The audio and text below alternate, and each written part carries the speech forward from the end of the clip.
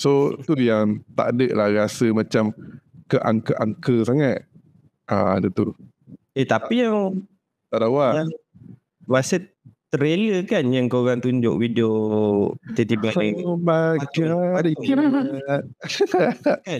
yang patung satu hari. Ada orang tinggalkan patung beruang kat situ kan. Nampak macam uzur gila lah. Patung ajaib.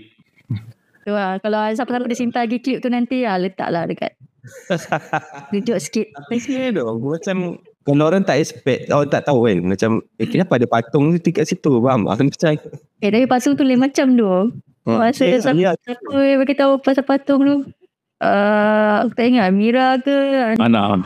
Orang tunjuk patung itu. Aku macam pandang macam oh shit, apa ni? Wah, kelak.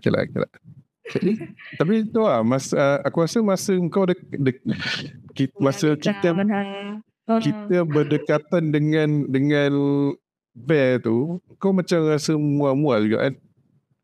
Dia dah rasa pelik-pelik sikit lah. And then aku memang tak nampak wajah beruang tu sebenarnya. Nampak macam blur. Tu dah nampak macam blur-blur tu macam tak lah.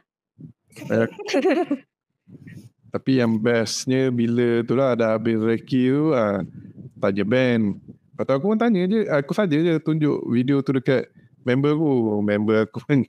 Ben pun cakap ya. Dia pun ya juga. Oh damn. Apa yang beruang tu ke? Itulah. Lepas tu kau dengan diri relax je. Kau dekat-dekat.